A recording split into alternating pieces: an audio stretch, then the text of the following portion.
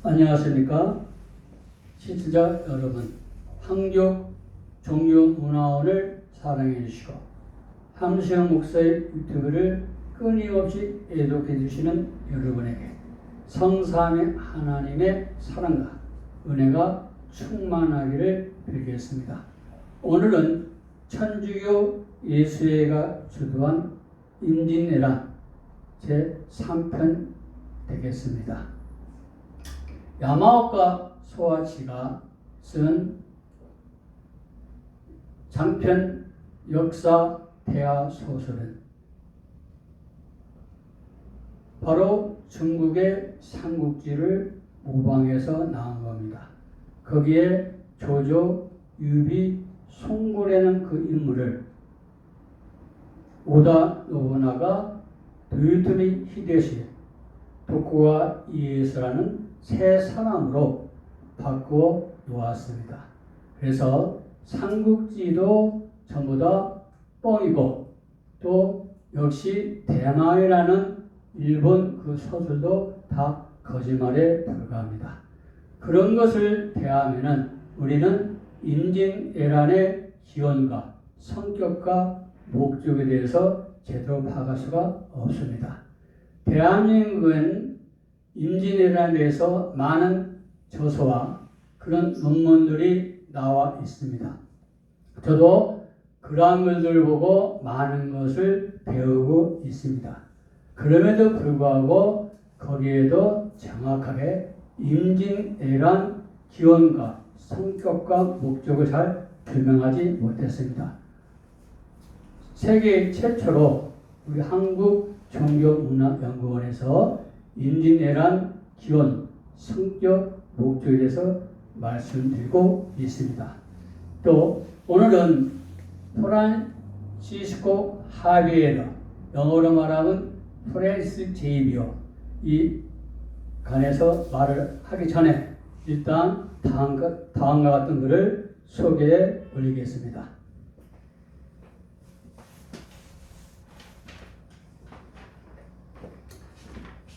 이탈리아 출신 예수의 선교사 프란시스코 파시오 사제는 로마에 보낸 편지에서 이렇게 기술하고 있습니다. 히데요시는 도요토미 히데요시가 되겠어요. 사제들이 종교적인 열의에서 일본에 온 것이 아니라 통치욕, 정복욕 때문에 왔다고 믿고 있다. 이게 중요해요. 이게 예수의 성격을 그대로 보여주고 있고, 도요토미 히데요시는 정확하게 바티칸의 그 정체성을 잘 알고 있습니다. 그런데 노부나가는, 오다 노부나가가 되겠어요? 그 문제에 대해서는 잘 인지하고 있지만 그렇게 먼 곳에서 그런 계획을 실현할 병력을 일본에 보낸 것은 불가능하다.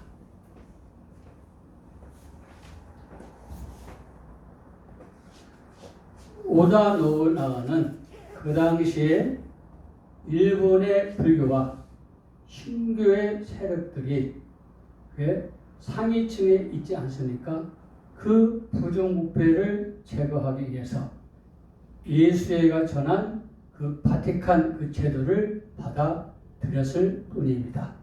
신앙인이 되고자 한 것이 아니라 바로 자기가 일본을 주도적으로 정치를 하려면은 바로 예수회가 전하는 그 제도가 필요해서 그런 겁니다.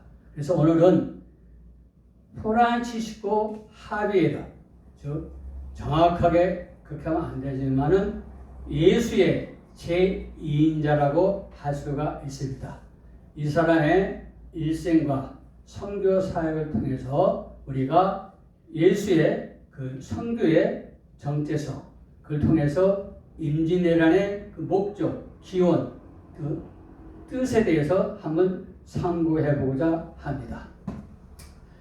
이렇게 프랑스와 바로 에스파냐에서 나바로 왕국을 가지고 전쟁을 일으켰어요. 에스파냐에 속하느냐 프랑스에 속하느냐. 그러한 1512년에서 1524년의 전쟁으로 말미암아 이나시오는 참전해서 왼쪽 다리가 다쳐서 평생 절름발이로 다니는 그런 처지가 되었고, 그리고 하비에르는 그 집안이 다 몰락했어요. 자, 이나시오는 나바로 왕국의 영주의 아들이고, 바로 하비에르는 귀족의 자녀입니다. 그런데 그 자기 나라가 다 없어졌어요. 없어지면 어디에 기대겠습니까? 그 당시에는 1511년 마르틴 루터 선생님의 종교대 혁명이 일어나기 때문에 프랑스와 에스파냐에도 심히 몸살을 앓고 있었지만 나바로 왕국은 거의 다 기독교, 천주교가 아닙니다. 그런 상황에서 과연 이나시오하고 하비에르는 어떠한 선택을 해야겠습니까? 그들은 자기 출신이 상류층이기 때문에 기득권을 고수해야 하기 때문에 천주의 길을 따를 수밖에 없었고, 그렇기 때문에 예수회를 창설할 수밖에 없습니다. 그 예수회도 1533년 클레멘스 7세 교황의 구두의 약속 때문에 세워지고 1540년에 바오로 3세가 인가를 했지만, 수없이 말씀드리지만 바오로 3세는 그 도덕적으로나 또한 어떠한 신학적으로나 교황의 자격이 없다. 그런 분이 인가한 것이 바로 예수입니다. 그렇죠? 오늘 바로 하비에르의 삶을 통해서, 선교사를 통해서 보면은 임진왜란의 목적도 드러나지만 예수의 정체성도 고스란히 밝혀집니다. 자, 이렇게 나바라 왕국이 무너지자 하비에르는 우리 식으로 바로 고등학교 3학년 때입니다. 19살 때 1525년에 프랑스로 갑니다. 파리대학교 상트바 단과대학에서 공부를 합니다. 그러다가 23세가 되겠어요. 1529년에 자기보다 15년 되는 선배, 로율라라는 그 선배가 함께 기숙사 생활을 합니다. 그때가 처음 대면하는 시간인데, 그때까지만 해도 두 사람의 관계는 이렇게 밀접하지가 않아요. 그래서 24세 때 1530년에 인문학 석사를 받습니다. 그런 가운데에서 로율라의 이나시오의 설득을 얻고 1534년에 바로 예수의 창설을 하는데, 인간은 앞서 말씀드렸다시피 바오로 3세입니다. 클레멘스 7세의 구두의 언약으로 창설하고 나서, 그리고 나서 어딜 다녀요? 바로 신학 공부를 해요. 똑같은 이나시오도 마찬가지로 신학 공부를 합니다. 그래서 31세 1537년에 하비에르하고 46세인 이나시오가 똑같이 사제의 서품을 받습니다. 그리고 로율라는 예수의 총장이고 몸이 불편하기 때문에 직접 자기가 선교 활동을 할 수 없기 때문에 하비에르가 추천을 해서 바로 인도로 보냅니다. 그게 35세 1541년에 동양의 교황 대사가 되어 앱스탈릭 르시오 투 더 이스트가 되겠습니다. 그리고 36세에 바로 1542년이 되겠어요. 인도의 고아 지역으로 도착을 해서 거기에 이제 드디어 선교 사역을 하는데, 그 선교 사역도 바티칸의 체제에 의한 선교 사역이 아니라 포르투갈 후안 3세 왕의 요구에서 이루어지는 겁니다. 자, 여기서 이것을 읽어볼 수가 있어요. 다음 시간에 펠로포이스에 대해서 말씀을 드리겠지만, 그 당시만 해도 포르투갈과 에스파니아의 왕이 권세가 세기 때문에 그 왕들이 지금처럼 이렇게 콘클라베에서 이렇게 선거할 수가 없고, 바로 필리페 2세의 경우는 7명의 추기 명단을 두고 여기에서 한 사람이 교황이 되어야 한다, 이러한 조건을 달고 교황이 선출된 시대고, 지금까지 교황의 선출된 모습을 보면은 베드로의 사도의 개성이라고 할 수 없을 정도로 세속적인 정치 권력이 많이 작동하고 있습니다. 그래서 그때 그 포르투갈 왕의 명령이 뭐냐, 그 인도 고아에 가면은 거기는 포르투갈 죄인들이, 그것도 중범죄인입니다.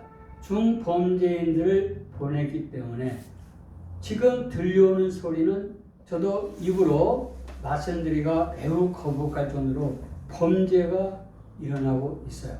그래서 명령이 뭐냐, 거기는 포르투갈 그 사람들을 잘 그리스도인이 되게 하고, 또 거기는 어린아이들, 젊은 사람들을 잘 교육시키라고 하는 겁니다. 그래서 하비에르는 그 후안 3세의 포르투갈 국왕의 요구를 신앙의 차원이 아니라 세속적인 의무감으로 그 사명을 완수하는데 절망을 해요.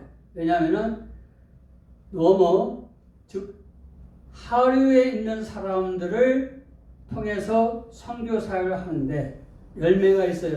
없어요.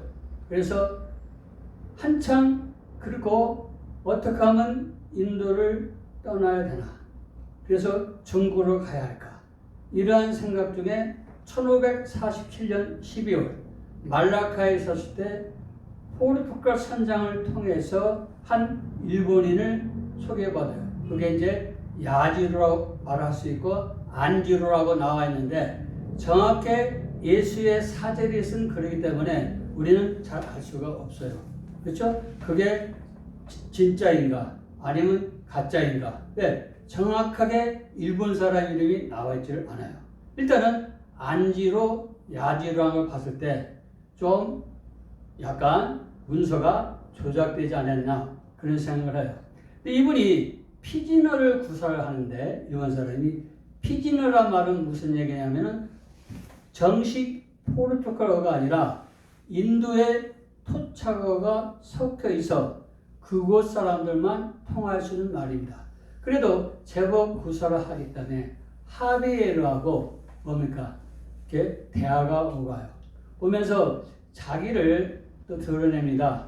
나는 집안이 귀족이고 부유한 사람인데 사무라이 출신이다. 잘 맞지겠죠?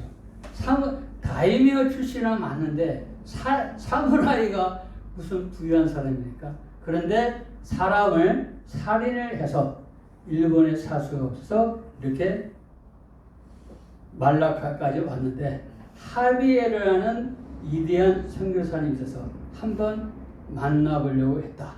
그래서 선장님한테 부탁했더니 이렇게 이루어졌다.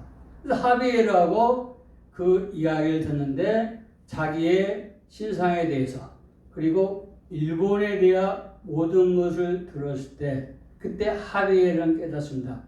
인도의 하층민을 선교하는 것보다는 바로 가부장적 제도가 되어 있는 일본에 가서, 우리로 말하면은 상류층, 즉 고위층, 그렇죠? 거기로 말하면은 천황, 쇼군, 다이묘들, 이런 사람들을 잘 천주교 교리를 소개시켜주고, 그러면은 그분들이 천주교 교리를 받아들이고, 그러면은 그 아래에 있는 사람들은 저절로 뭔가 천주교 신자를 만들 수가 있다. 이것을 하베르 선교사는 깨달아요. 그래서 안지로, 야지로라는 일본 청년을 데리고 어디로 가요? 인도 고아로 갑니다. 인도 고아에는 이전에 신학교가 있었는데 그걸 새롭게 정립해서 세인트 폴 칼리지라고 성바울 대학교라고 개칭해서 자기가 하베르 선교사가 설립하고 스스로가 총장이 되었어요. 거기에 가서 이제 교육을 시켜요. 시키고 열심히 여러 가지의 훈련을 거듭한 끝에 드디어 결단을 내립니다. 43세 때 1549년 그렇죠? 바로 야지로를 통역관을 하고 그리고 동료들 모두 합해서 7명의 선교팀이 8월 15일 날 사스마 그렇죠? 가고시마현에 도착을 합니다. 그리고 한 달 좀 지나고 9월 29일에 35세의 젊은 다이에모를 초대를 받아서 하베르 선교사는 하성총을 선물합니다. 그러니까 그 선물을 받고 다이에모가 기뻐하면서 뭔가 선교 허락을 해요. 그래서 그때부터 이제 그 사스마 안에서 선교 사역이 이루어지는데 그때까지는 야지로 살죠. 이 일본인에 대해서 정확하게 모르는데 이분이 통역을 할 때 우리로 말하면 하나님, 천주교식으로는 하나님 가시 되겠어요. 가스를 하려면은 다이니치라고 그래요. 불교로 말하면 비로자나불 식으로 번역을 하는데 이 하베르 선교사는 그걸 못 들었어요. 나중에 들어보니까 기독교의 하나님을 불교의 붓다로 용어로 바꿔서 하기 때문에 일본 사람들이 이 하베르가 전하는 그 교리하고 불교하고 다른 게 보고 왜 중국에는 당신이 말하는 것이 왜 받아들이지 않고 이렇게 유교, 불교가 존재하느냐 이런 말을 들으면서 나중에 보니까 야지로가 지금 이제 추정하는 겁니다. 그렇게 상류적이 아니에요. 거짓말을 한 거예요. 한문에 대해서도 모르고 그래서 그렇게 하면 안 된다. 그래서 라틴어로 데우스라고 그게 하는데 그게 또 일본 말로는 뭘로 들으면 큰 거짓말이 하는 말로 들려요. 그러니까 이 하베르 선교사가 참 여러 가지 고민이 많지 않습니까?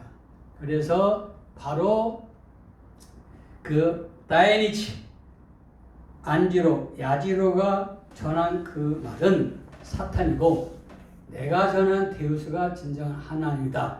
이렇게 이야기하니까 거기 있는 일본의 불교에도 들고 일어나요.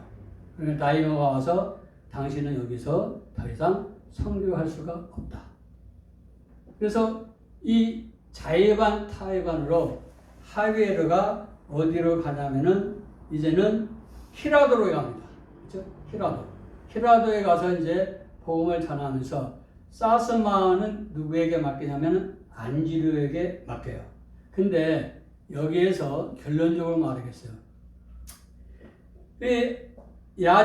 안지로가 사스만에서 그 하베르 선교사가 맡겨준 사역을 잘 했으면 됐는데 그렇지 못하고 예구들 있죠? 해적. 거기에 참여해서 나중에는 중국에서 해적 속탕 작전 때 그때는 죽어요. 하베르가 1대1로 만나서 선교를 했는데 어떻게 했어요? 실패를 했어요. 그건 하베르 자체가 하나님과의 만남을 한번 우리가 생각을 해봐야 돼요. 그래서 대실패를 끝나고 그래서 스스로가 이제는 히라도에 가서 그 다이무의 허락을 받고 100명의 가신들이 세례를 받는 형식적인 그런 역사가 있습니다. 그러다가 또 아마구치에 가서 또 역시 그 다이무의 허락을 받고 500명까지 세례를 받는 귀한 역사가 일어날 거고 큰 용기를 가져요.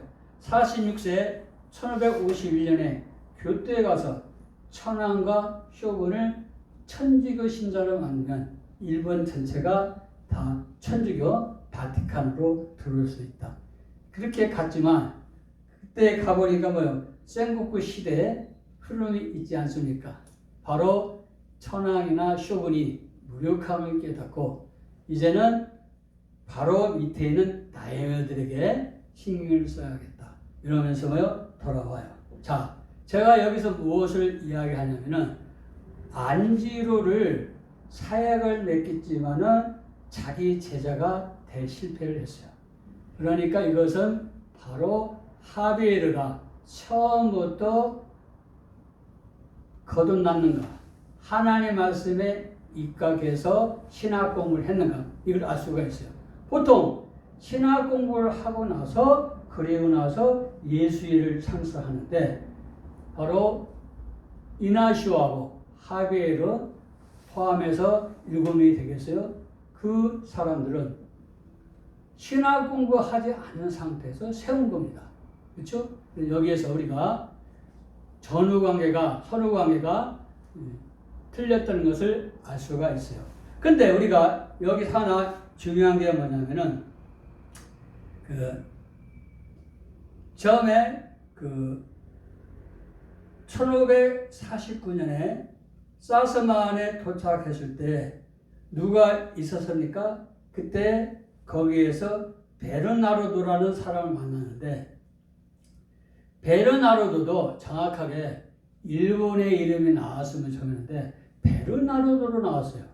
그래서 이것도 정확하게 일본 사람이 정말 됐는가? 그렇죠? 그러니까 문서 저는 잘 이게 천주교의 그 바티칸의 문서나 역사를 조작을 하기 때문에 믿지를 않아요. 그래서 거기도 일본의 이름이 없어요.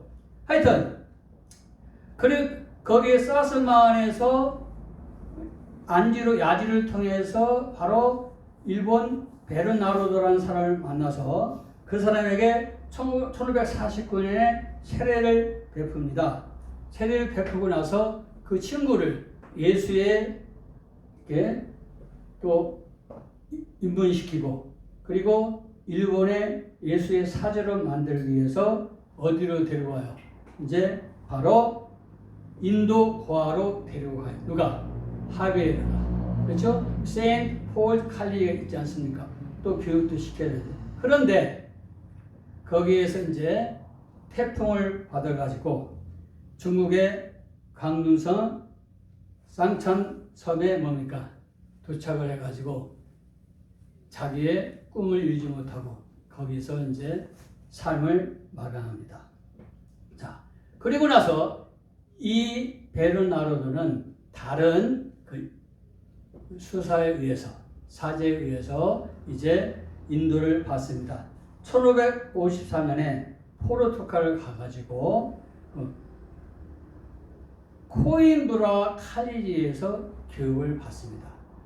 거기에서 예수에도 입문하고 거기에서도 천주교에 대한 교리를 수학하고 난 후에 1554년에 로마를 방문합니다. 그때는 율리오 3세가 돌아가시고 나서 새로운 그 교황이 선출됐는데 그러한 콘클라베의 과정을 보면서 그때 마르첼로 2세라는 분이 교황으로 선출됐는데 이게 이제 하나의 어떤 상징성이 있어요. 그분이 22일 만에 뇌졸중으로 사망하는데 이거 베르나르도도 역시 로마에서 있다가 1557년 포르투갈을 갔는데 2월 달에 사망을 해요. 그러면은 제가 무슨 말씀을 이야기하느냐. 자, 예수의 하비에르는 지금 일본의 선교의 아버지, 인도의 선교의 아버지, 거의 사도 바울과 번가는 그러한 위대한 인물이라고 천주교에서 말을 하고 있는데 사도 바울은 뿌려놓은 기회도 많고 훌륭한 동역자도 많이 있지만 그러나 하비에르는 뭡니까? 단 한 명도 구원시키지 못했어요. 그렇기 때문에 바로 태평양 전쟁 때 서양의 로마를 할 수 있는 나가사키가 핵폭탄을 받아서 예수회가 이뤄놓은 모든 건물들, 상징물을 다 없애버린 겁니다. 그렇죠? 그래서 아까 처음에 말씀드린 대로 정치적인 거, 그렇죠? 권력을, 돈을 추구하기 위해서 온 것이지 진정으로 예수님을 증거하기 위해서 온 것이 아니다. 그래서 하비에르는 그 사역에 성령의 역사가 전혀 우리는 찾아볼 수가 없습니다. 그 열매가 결국에는 임진전쟁으로 이어집니다. 제 4편에서 자세히 말씀드리겠습니다. 시청해 주셔서 감사합니다.